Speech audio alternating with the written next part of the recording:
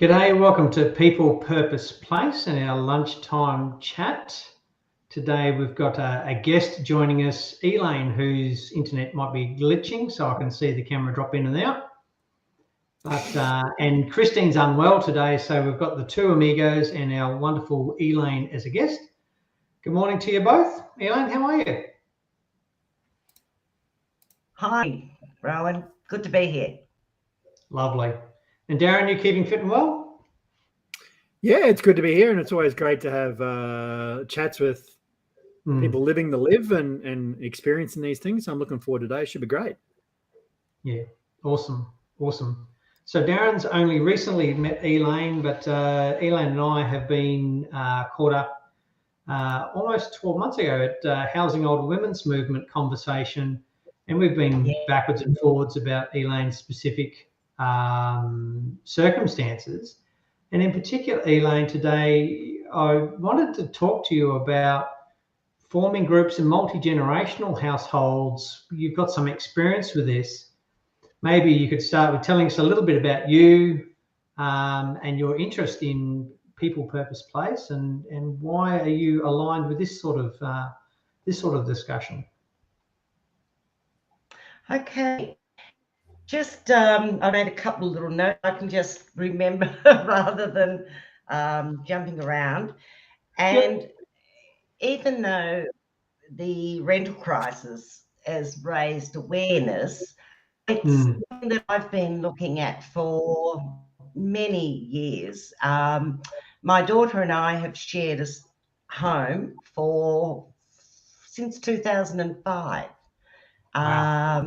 And yeah, so it's been, and we've moved a couple of times. We've shared rental homes. She'd come out of a divorce, and I had been on my own, and we decided to get together and found we could have a much nicer home together than apart.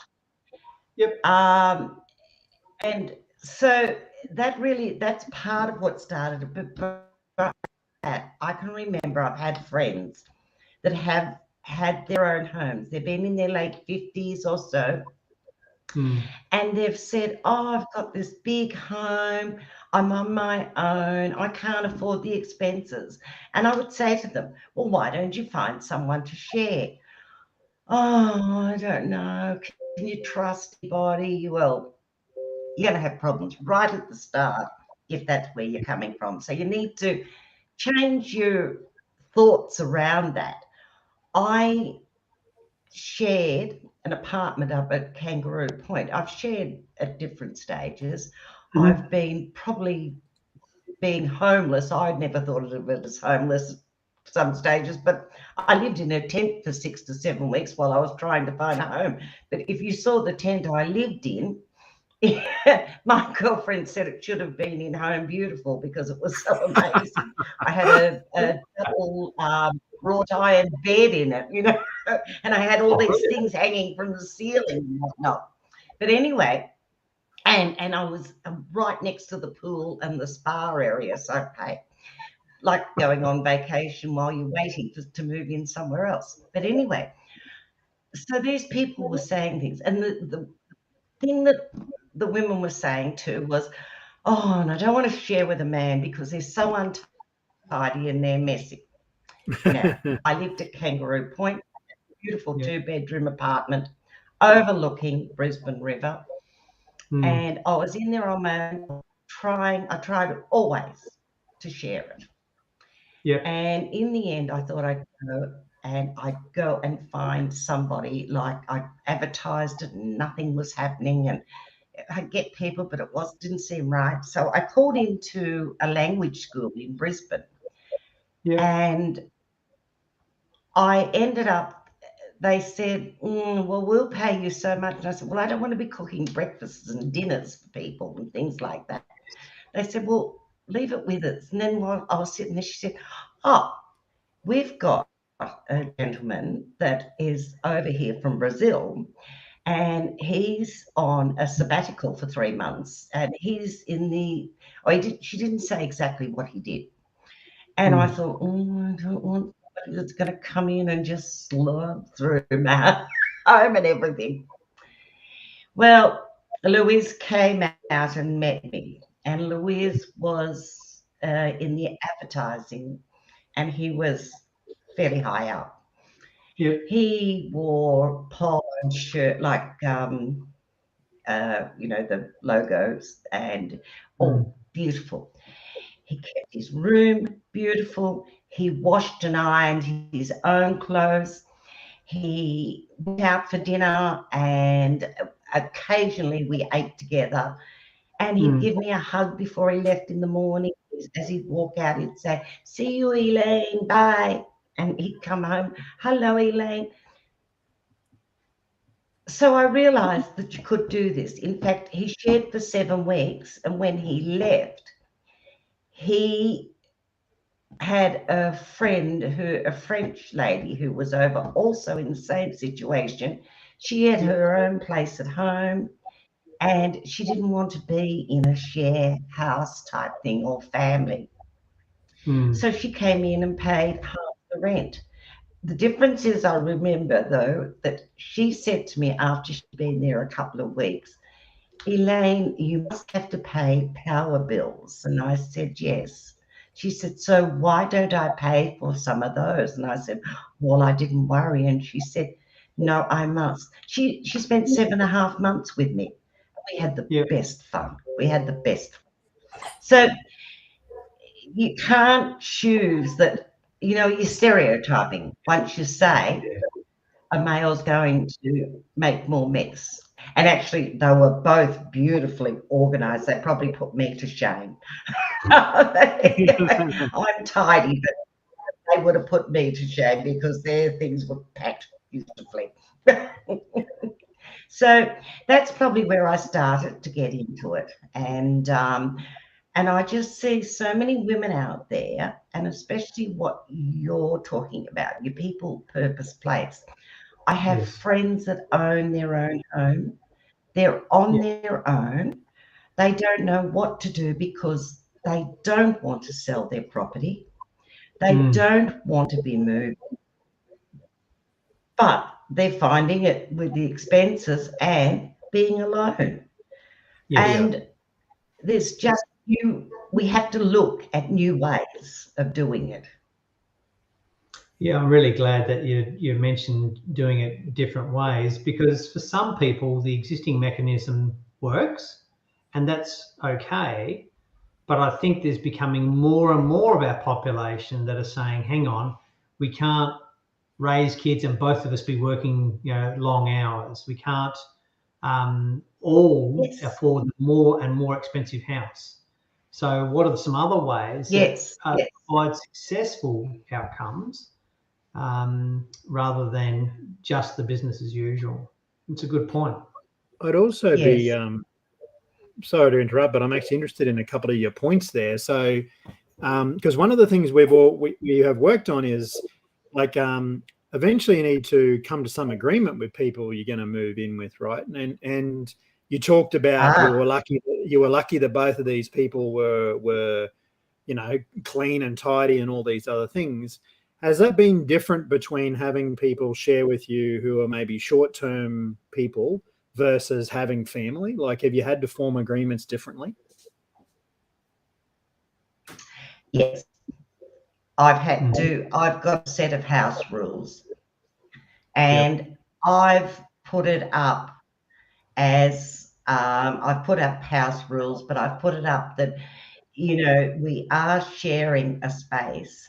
I'm a bit of a storyteller, so I had a friend and her partner moved in with us, Amanda and myself, and we were actually helping them out. They were in between places and a bit in dire straits. Now, he would get up of a morning and he would go to work early. And I'm up early anyway, but anyway, he would walk out and leave the kitchen bench with the Vegemite still there and the crumbs and everything. My first rule was, you leave the kitchen, especially especially the kitchen, how you found it. Yep. Because that is really a really important thing. If I'm coming in to make my breakfast, I don't want to be cleaning up somebody else's mess. No. And I wouldn't expect them to clean up mine. So I believe that that's one of my essentials. Mm-hmm. When I came to share with Amanda, my first golden rule was, I am not the janitor. I don't clean. I mean, I'm not the cleaner. Yes. If there is a problem with cleaning and people with time, as you said, Rowan, and needing these different things, then you put in and you pay for a cleaner to come in once a fortnight that cleans the specific areas. And then you also keep, especially if you're renting, where you've got a landlord, that you've got to keep the area well looked after. You can then make sure that the bathrooms are kept clean. We had one that shared with us. Honestly, there was not a place on the floor that you could walk on that didn't have something, even to walk to the shower. She had the ensuite. Oh, I've lost you all. Oh no, we can still see okay, I don't know what happened there. Was that all of us, or anyway? By having that, we were able to then. She had to go in and clean her room every fortnight. So we would probably leave it like that in a shambles forever. She had to clean it so the cleaner could get in and do their job. It had to be like that they could come in and just clean. So that keeps those sort of things in order. And when you're sharing, you have to consider all those things. You have to consider everybody's part in it. Have you got those house rules? Are they? Have you got them written down, or are they just something you discuss when people move in? No, I've actually got them. I have got them up in my Word documents that so that anytime if we ever share that's put down there. There's quite a few. You know, I mean, there's a lot of you vary and you like. I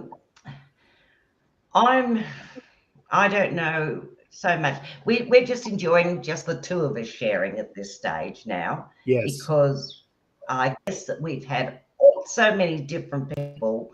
It's been like this traffic thing going through our home at different stages.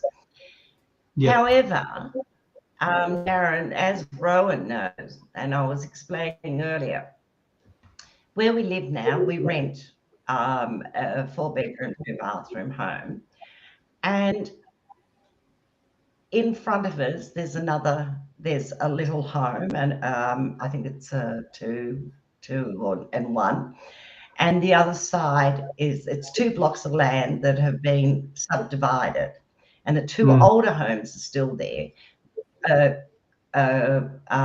Concrete driveway down the middle that comes to the 2 homes at the back, which are new homes.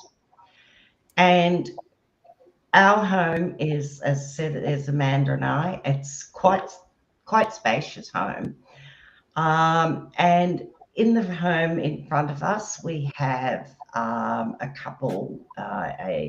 Actually, we actually have a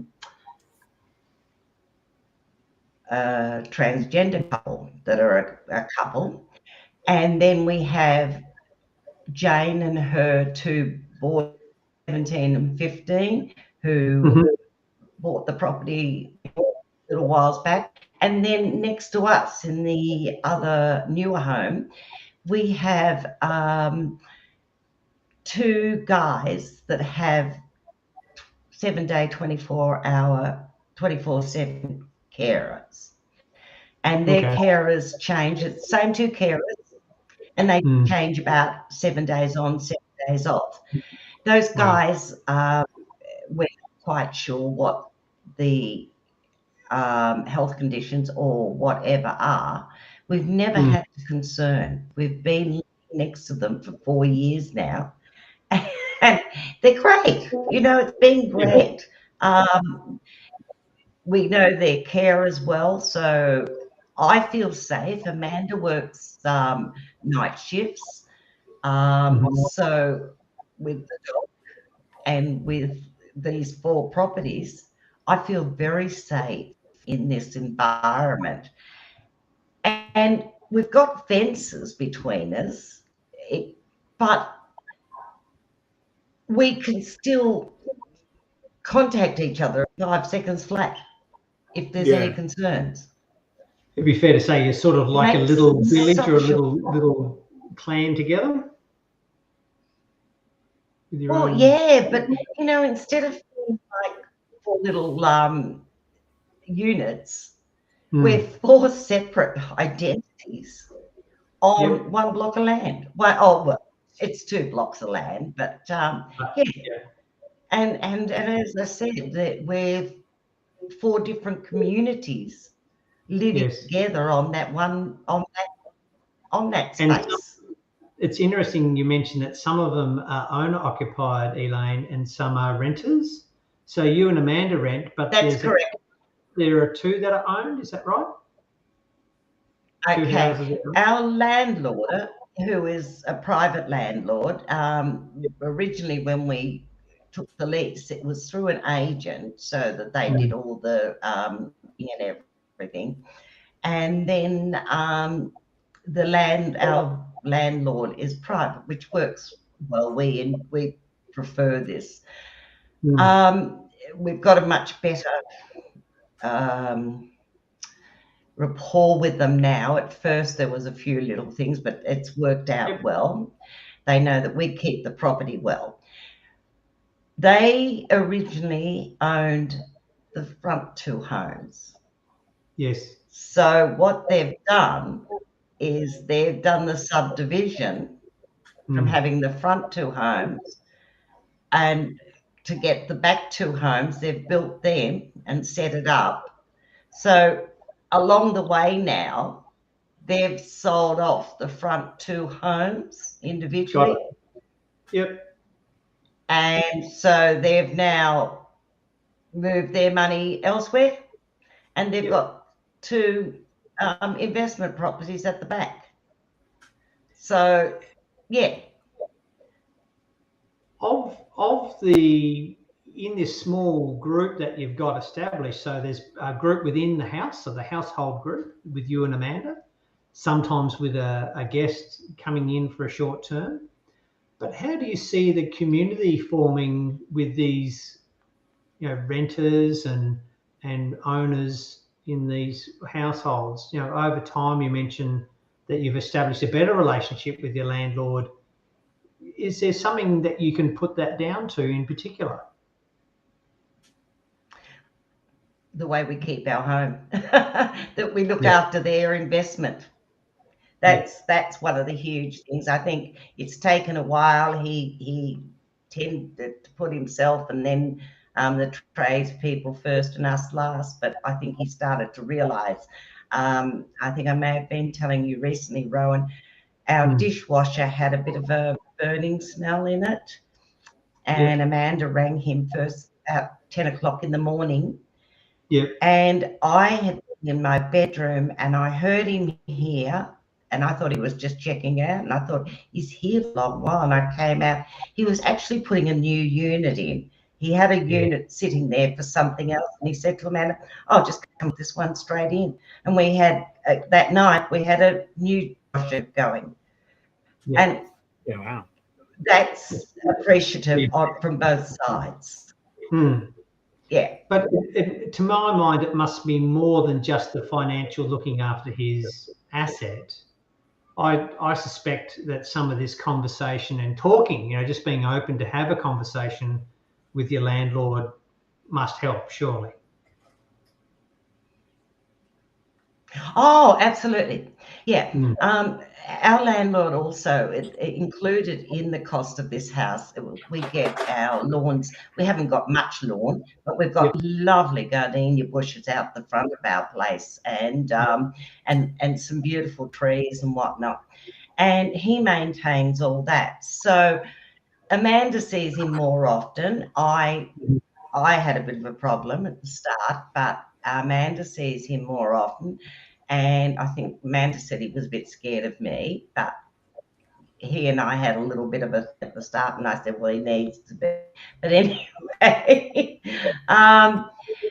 eh, when he replaced the washing machine, dishwasher, I said to Amanda, when he next comes round, please let him know. I said, thank you very much. I'm most appreciative. So it is a two-way, you have to be, not everybody's as lucky.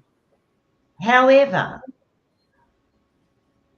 going by the houses we've had, the only reason we've moved home is because our owners have sold. We've not had to move because of rent or because of any other reason. And our last owners, we had actually lived next door to them. Oh, okay. And we'd lived in that house for about 5 years. Mm-hmm. And they asked us, we've gone again. No, you're still good. Yep. Must just be small I dropouts or can't something. see you. We can hear you though, so it's all Okay. good. All right. So the neighbours asked us if we would like to move into their home, which we did. Now, Yep. we were there for 3.5 years, and then they turned around and said, we are really, really sorry. We need to sell. Mm. But they said, however, we want you to find the place that suits you before we sell the property. We're not saying you have to be out by this time, or we're putting the property up and we're bringing people through. I think that's a huge thing, is landlords or real estates need to know that what they do to people, bring them through. I mean, why should I go cleaning a home and getting it all spick and span for them to sell that I might have to move out of? Yeah. So, and they say they have better sales on properties that are vacant than whatever. But having said that, they came the day that we'd finished and we were handing over the keys, because they lived north of Brisbane and we lived on the Gold Coast. And they came down to collect the keys, and they brought a real estate agent in with them and went through the house. And we said bye to them and they said thanks, and it was all, They contacted Amanda. Within 3 days, the house was sold. And that was before the everything was going. That was back in 2019. Yeah, right. So the house was presentable for it to go straight on the market and sold. Is there? And we were all very good chappies. Sorry, Yeah. Darren, Is did there? you say something? Yeah, I was just interested in how do you feel about the renting, that little bit of tension about the fact that you may, like, someone might have to sell the house out from underneath you. Like, how do you deal with that? Like, what's generally your thought patterns? This is one of the biggest problems. This is one of the biggest problems, and this is where we have to really work to where we're going. We're in a position that Amanda is starting to look at buying. She's back to that stage that she can think about it. And with the government, and I have to say this, with the government's new changes, whereas you can now get the first home buyers grant by if you haven't owned a property for over 10 years. Okay. Now, she missed out on her first property because her partner had a property before. Mm-hmm. And so she's never received a first home grant. And then, so she's had to build up to where she is. She's now at the stage that she hasn't owned a home for 20 years. So by bringing this in, that is Mm-hmm. opening the door for a lot of people, a lot of women especially, that haven't got a lot of money there, probably got sufficient for that initial deposit. And now that, you know, if they've got that amount of time behind them, they then can still look at establishing a home for themselves. You know, I think this for me is the most important of, you know, I think we've let our owners know here that if they ever thought of selling, please, can they let us know? But I think the thing is, I remember in America years ago, they had vendor terms. Mm-hmm. And their vendor terms were when somebody owned it, they'd rent it out to you, and you would say after 12 months have the option of purchasing that house on vendor terms. They would, Yep. so your rent of 12 months would be part of the deposit, and then it'd be just like you were paying rent, but now you've got a mortgage with them through it. And it worked very well. It turned over properties, it gave people security without having to have so much money behind them. I mean, the amount that we're having to find now as a deposit on a home is just ludicrous. It's just 20% of a $600,000 home is $120,000. Like, by the time you've already paid your rent and everything else, I think, who was it just?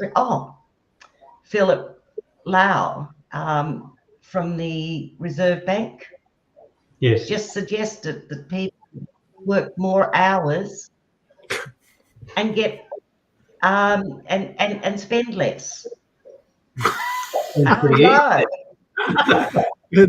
I think coming from someone on $1 million a year. Yes, with grown children. Yeah.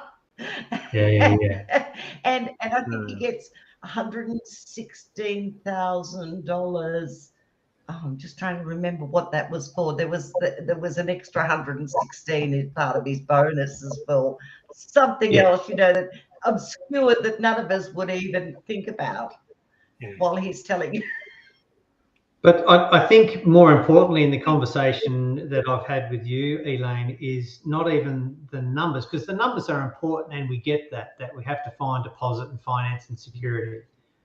But if you had a choice, if money was no object, would you want to be on your own, or have you found a space living with Amanda in a home that actually has a sense of communion and space that you'd rather stay in? Absolutely. Absolutely. I would, money, even if I had the money to go and buy a property tomorrow and she had her own, both of us have talked about it, even her, because that's one thing we're very open about. I guess she and I have had very open discussions. And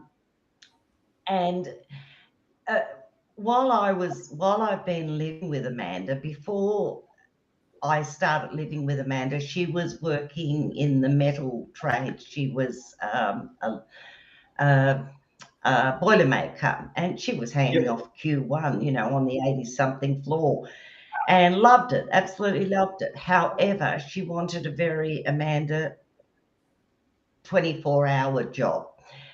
And so while we were living together, the metal industry collapsed and she didn't know what she was going to do. So I suggested she go to Centrelink and speak to them about doing some sort of course that she was going to be Amanda 24/7. So she went off there and they signed her up with Tersa to do her assistant in nursing, AIN, in nursing in aged care. And she did that, and she was very, very good at it. In fact, the trainer wanted her to go on and do train the trainer. She said, no, no, no, no, I want to work. So she got a job straight away in aged care. And our first happy hour that week, when we were for having the job, we were sitting there and I said, right, you need to go to university now and do a degree in nursing. And I thought, well, give 12 months, because she's been off work for 6 months doing training, 12 months and apply. But no, Amanda being Amanda, on Monday morning, she rings me and says, oh, I've got all the paperwork and I'm filling it out. I'm applying to go to university next year. And I went, whoa, you know, this is December, November or so. So she did her SATs and she got first round of offer. And even that, when she got the first offer, and it's not on the bigotry side I'm going here, it's because of it. We both turned around and said, oh, it's probably the Catholic university. Only because at that time they were sort of trying to fill their well. And when she went in, she said, oh, it's Griffiths, it's Griffiths. So we went, wow, you know. She said, oh, I'm definitely taking that. So she did her RM while she worked. Wow. 6 hours, I think it was. 30-something hours a week she was working as an AIN in the afternoons while she did university full time to come out as a registered nurse. And she's gone on to do her master's. And I think she appreciates that I encourage her along with it. It's very hard when I've lost you again. No, you're still with us, Elaine? Is it just me? Just the video dropping out, but that's okay. We can still hear you. Yeah. Yes. So I think that's been part of it, and perhaps, you know, that's the lovely part. I think you have to be able to get along with the person. That's the hardest part, and Rowan and I have spoken about that quite regularly on. And we've talked about, you know, not always the first lot of the group are going to be the people that you end up with, because I mean, a lot of times I've gone on intuition, but I very much trust my intuition. When we were talking about my health issues, Amanda was ready to give up her master's she was doing at the time. And I said, no, you've got to continue on. And I said, I don't want you to not do this. You need to keep going. And she did. She stuck at it. And I said, drop it down to one subject, you know, take one subject at a time. So we very much support each other. And that's a very huge thing when you're sharing. Totally. But I love the idea. Go on, some of that, Elaine, will be family. So Amanda's your daughter, but also some of that will be just that you live together and you share a home together. Would that be fair to say? Because you're not absolutely. Yeah. So you're encouraging in your home because it works and gives you shelter and security and all that your that base level of comfort in your life. You can then talk with Amanda about, you know, what's the best outcome for her, and maybe that's a cost I think that we aren't factoring into our discussion around housing. That if you don't have that stable house, stable home environment, how can you have the conversation about, you know, Amanda dropping back to one subject to still get through the master's course? If you're stressed and anxious about shelter or your weekly rent or your mortgage payment and these basic fundamental elements, it's really hard to have these higher conversations around, Amanda's development through her master's course, for example. Absolutely. Actually, something I think. Sorry, Darren, go on. Something would be interesting too is you've lived in lots of different places. Is there any designs that, or any homes that you've been in or units you've been in, have been conducive to a better sharing environment? Like, are some things non-negotiable? Like, do you need a bathroom each, or do you need the kitchen more or less? Is there a living environment that you think actually helps The one we've got at the moment, I think, is just one of the best. It's whereas we're not sharing a bathroom or anything. All we share is a kitchen, and a laundry. And I have my own space up this end of the house, and she has her space down the other end of the house. We meet and we share cooking. Amanda loves her barbecue. She sits outside with the dog. She'll cook the meal. She'll cook the meats or anything while I do all the other preparations inside. On the whole, we do share the basics of cooking. We've got where I do all the shopping. I do most of the planning of meals. I guess they're things I like doing. She doesn't like that side of it, she's an on the run, grab it and whatever is, whereas I love to still plan. From having a family, it's just natural to want to plan. And for me, at 75, it's nice to still be doing those things. Like and I've heard this from so many people, even though when I've lived alone, I've still cooked for myself. But I've heard so many people that feel, oh, I hate cooking for myself, or But if you do hear that.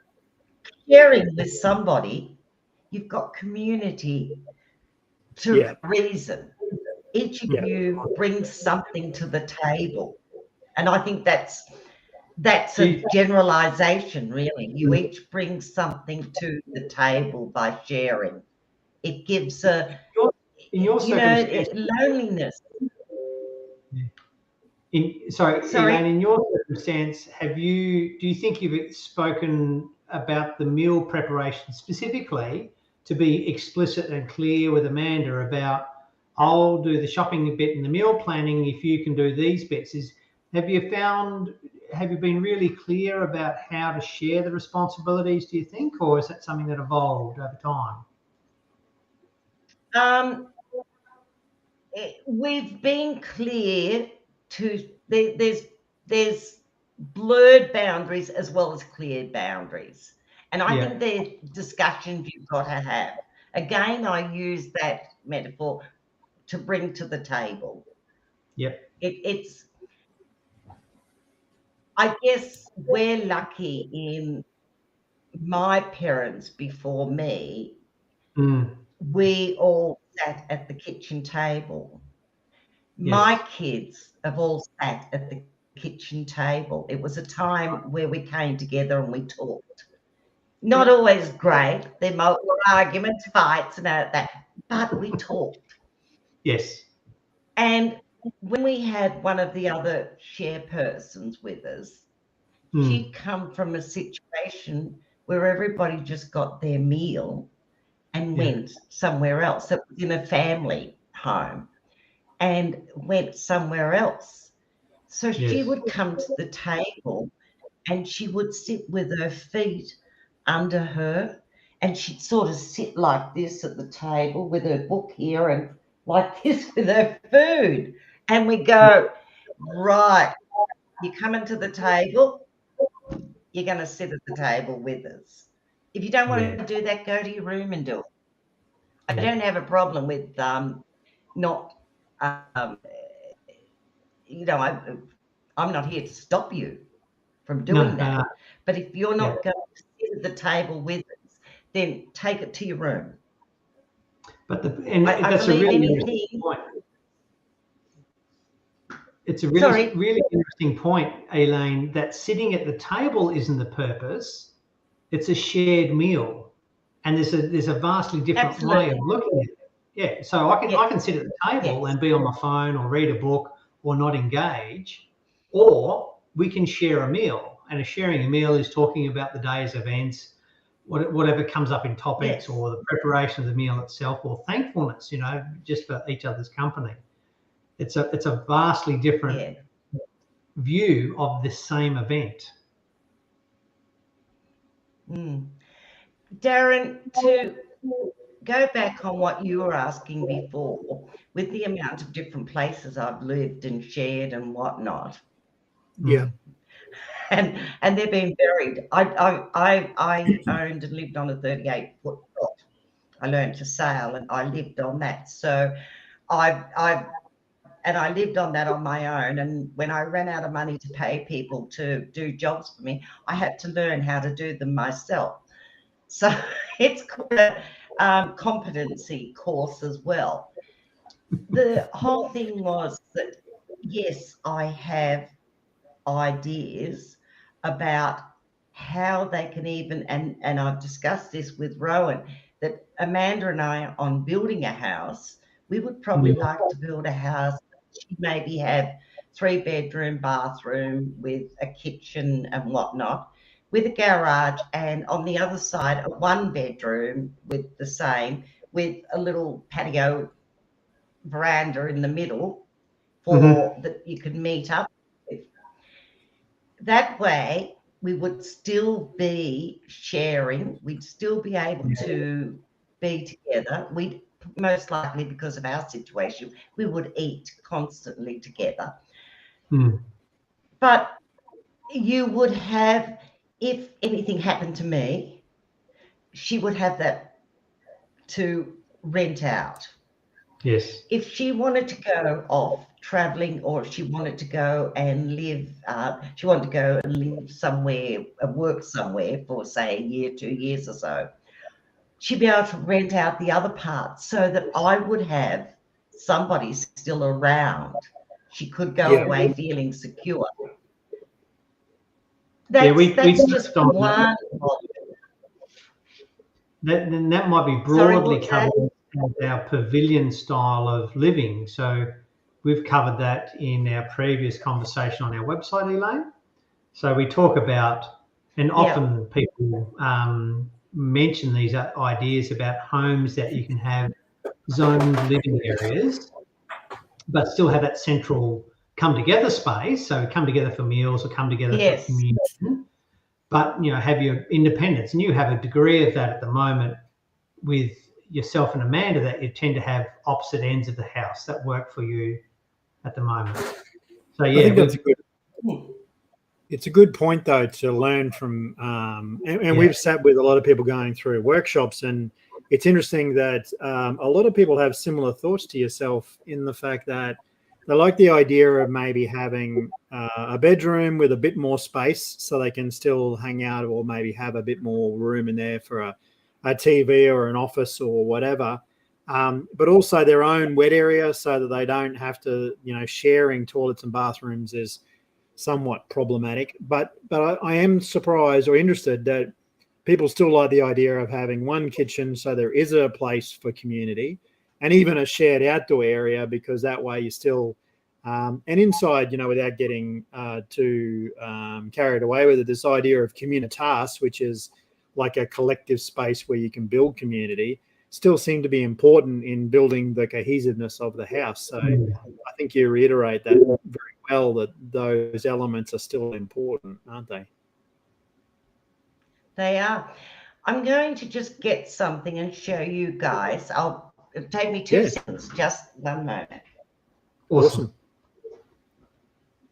Got show and tell as well. It's the best kind of show there is. Yeah, absolutely. So at times I had looked at different ways of making communal living and things like that. And I happened to walk past a shop and I saw this, and this was going to be hung in the kitchen. It is hung in our kitchen now. But this was my idea of communal living. I'm just trying to get it in. Right? Yep. Yeah, that beautiful. shows me. Yeah. And when I saw that, I thought, I've got to have that, because wherever I'm going to live, I believe we waste too much in this day and age, that we need to cut down our costs however we possibly can. And communal living is one way, one of the huge ways of it. And there's so many ways of communal living. It can be your own space with an area you can go to.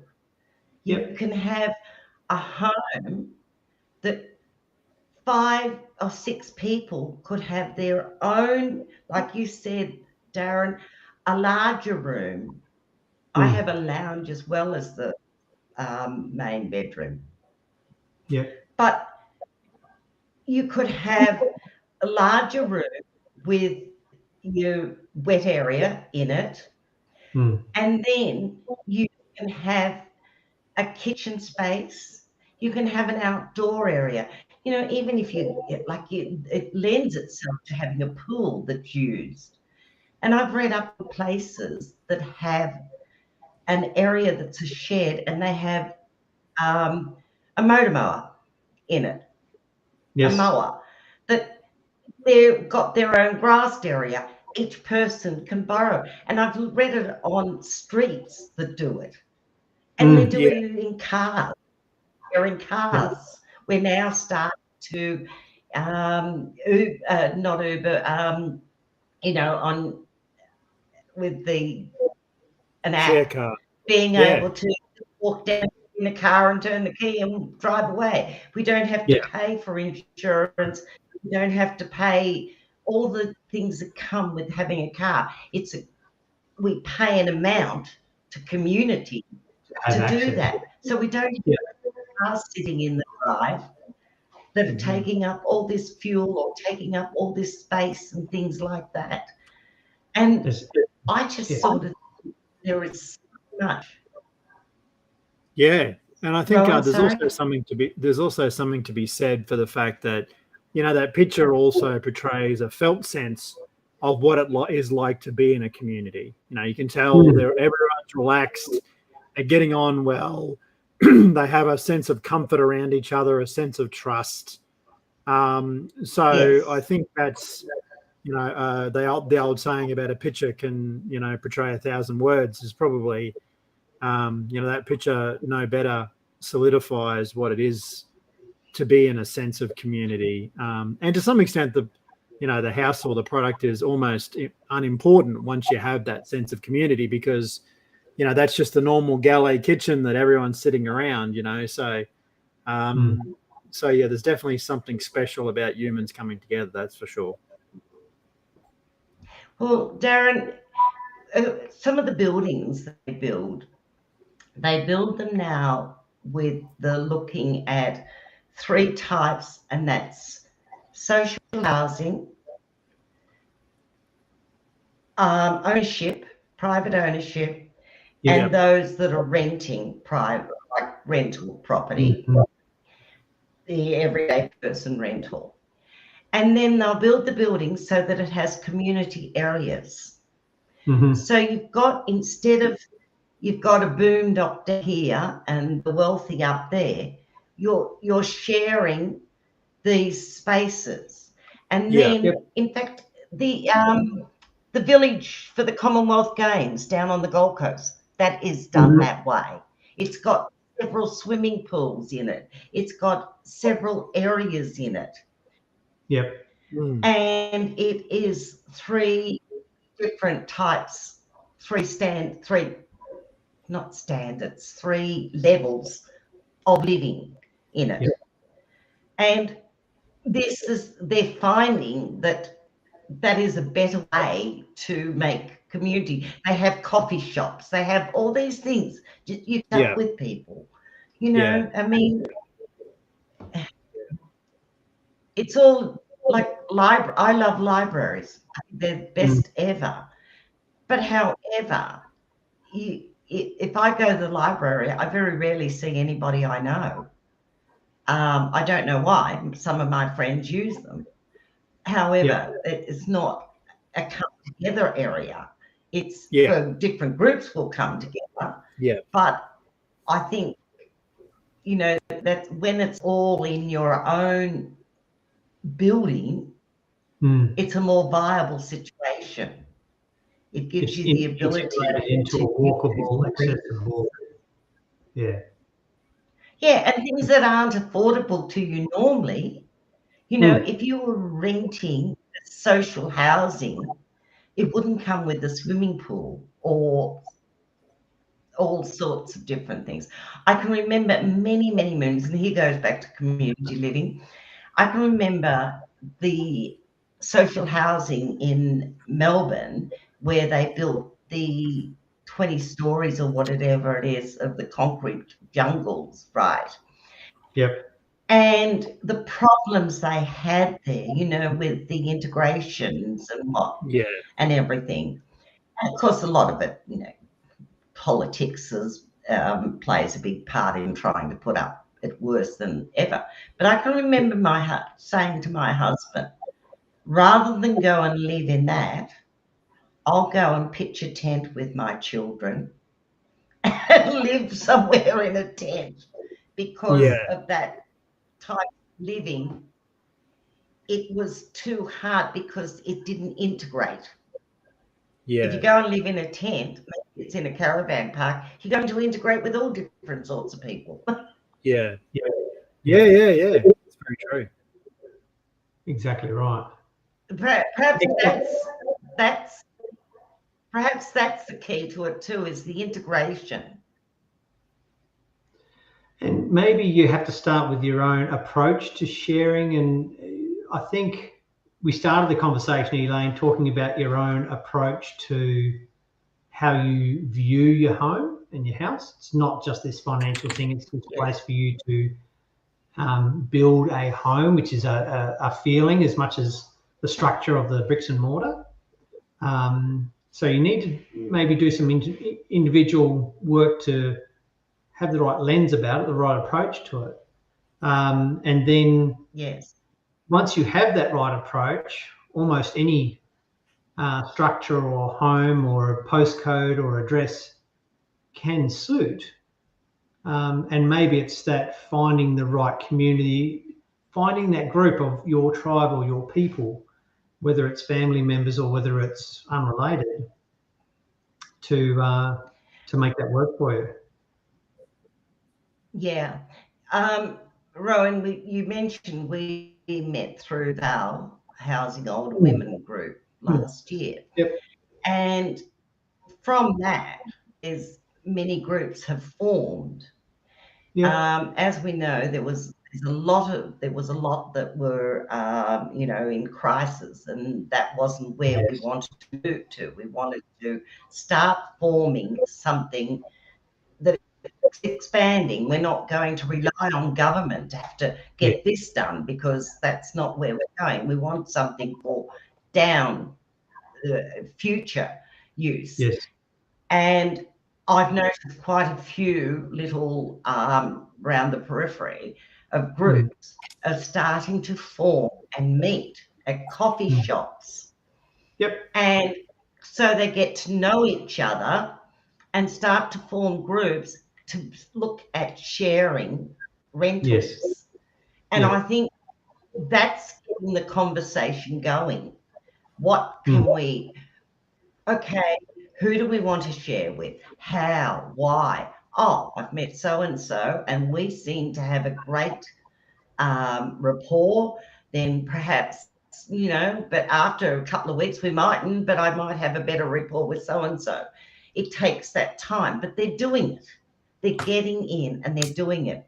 And there's a couple that are really taking the lead in what they're doing. They're actually putting it up on their on the How website, and they're actually putting the fact that we're meeting such and such group, Northern group, are meeting at such and such Chermside, say. Every Saturday we meet there for coffee. Those who want to come along are welcome. Yep. And that's how you're starting to form your groups.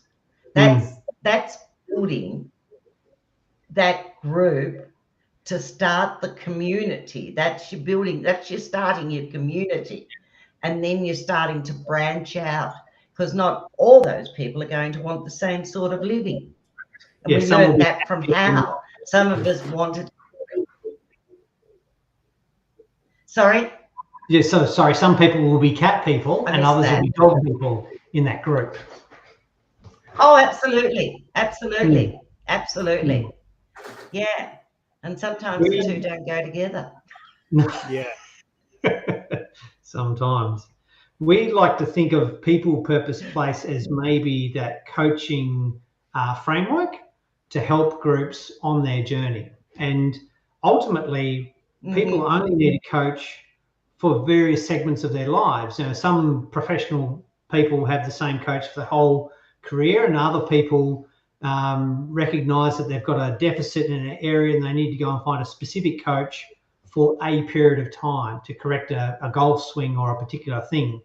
So coaching doesn't have to be all-encompassing and forever. It doesn't have to be overly complicated, it can be a lifelong system to get you from point A to point B. That's sort of how we imagine the people, purpose, place involvement in this space, where people who are starting to evolve their journey might find that, hey, we think we need 5 people. We've got 4 of us here. We're trying to find the 5th person to make this group work. And we're looking for a particular thing, skill set, aligned kind of person. Maybe, it could be as simple as that, or it could be far more complex. But that's, I think, where the people, purpose, place role is. And that can actually be individual groups, and actually at a larger scale as well, when we're talking about the housing older women's movement, and in fact even the government level, where they are wanting to showcase scenarios as alternatives. It's wonderful if you've got unlimited budget to build 5,000 homes, but that's not possible for everyone, and there'll be plenty of people who need something a bit different. Well, I think too, they can only do so much. We have to do an amount ourselves. Our own agency. We have to find ways to redo it. And the other thing I was going to add to that, Rowan, is like we were talking about with women that own their own homes, and men, the men, I can't speak from that side, but with them being assuring them that there's a possibility of ways to redesign that home, that they can share it, they can have somebody in for both, whether they want to be community or not, they can have it whichever way. So I think that's people, purpose, plan as well. I think that comes under that same umbrella again. Yeah, the level of community required, and this might be blokes generally are not as adept at long conversations and expressing their feelings. They might go and work in the garage on a small engine, and that might be the level of conversation and community that they want, as opposed to a household of old women. You just need enough. Yeah. You don't have to have a perfect answer. You just need enough to work. Yeah.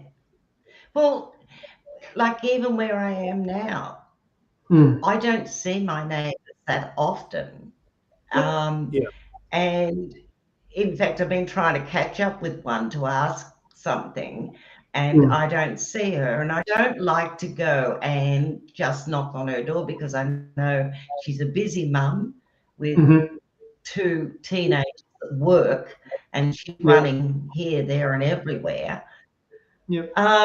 So it's there though. It's there if I need it, but I don't have to be involved. I don't have to be fully in there.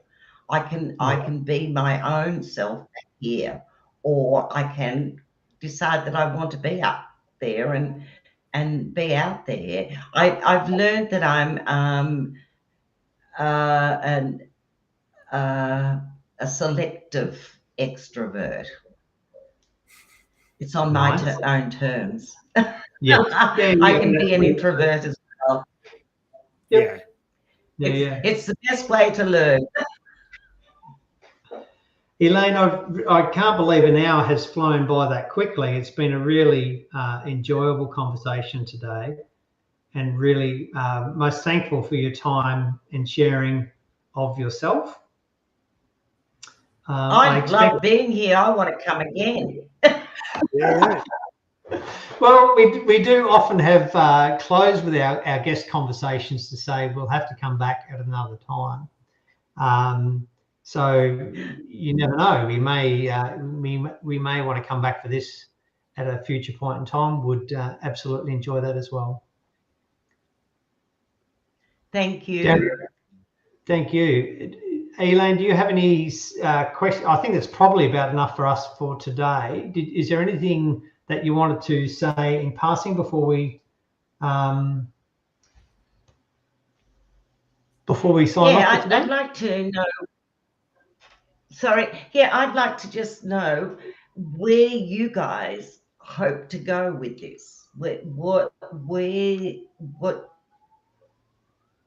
are you taking this? I think fundamentally we see ourselves as a leadership in this discussion space. So that's both at individual group levels, people like yourself or the Housing Older Women, or these small groups that are emerging. But we also necessarily have to have this conversation at a larger scale, because this problem is across the country. It's not specific to Queensland or a male or a female or a younger or older demographic. It's actually all of our community.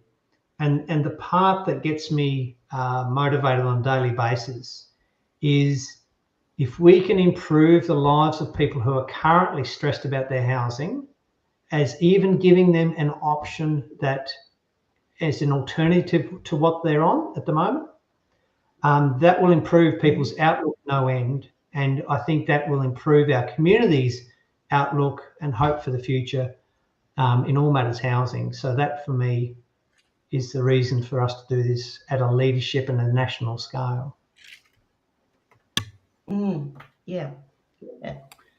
Absolutely. And I think following on from that, we actually really want to see these projects delivered. So there's a lot of talk in this space. So a lot of the mechanisms that we've been working, what we've been working on is to say, let's move from a lot of really good conversation into here's some tools and some practical understanding, and can we try and help these groups move from lots of good conversations into being in something of their own? So can that mean getting social investors who are a part of it? Can it be, reverse equity or, vendor terms, or can it be any of those things? So we see our role as literally being the multi-tool to help people move from this idea of it sounds like a good idea into, well, let's make this thing happen. And how does that work? Could that be people who've inside the established home they're already living in?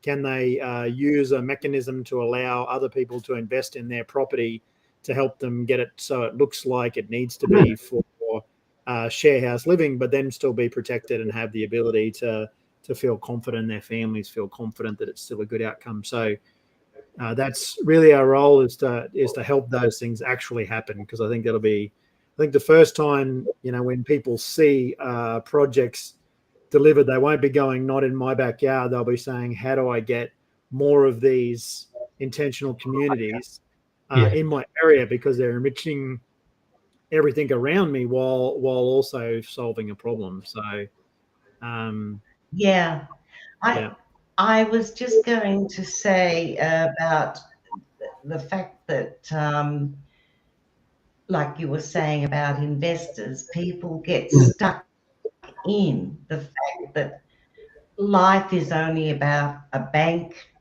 a government, and mortgage and loan. That's it, black and white, that's it. They don't understand there are people out there that want to do more on this planet. They don't believe that people with money want to use it for a better purpose, to create better ideas and thoughts on planet. So, you know, I think that's a very important part to get out there, very essential. And that's where I was going, Darren, with my book. I've sort of withheld putting it out there because I keep thinking, oh, who wants to really hear my story? But the thing is, I want people to think about that they have choices. And this is what most people don't realize. It's the saddest thing, and that's what they say causes suicide. People don't believe they have choices.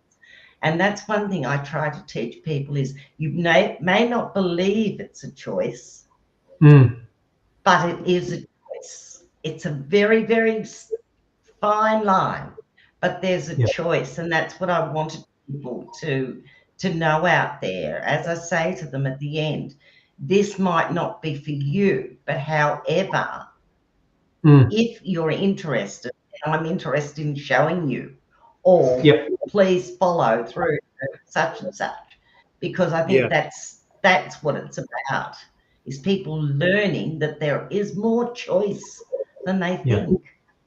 They, you know, it doesn't just have to be this or that. Very well put, Elaine. And it's a human outcome that we absolutely, that's the greater human outcome that we all are passionate about. Thank you so much for your time again, Elaine, and hopefully we'll get another opportunity to Thank you. I thoroughly enjoyed it. Awesome. Thank you, Darren. Talking to you again. Thanks very much. Speak soon. Thanks very much. Bye. Thank you. See you later. Bye-bye.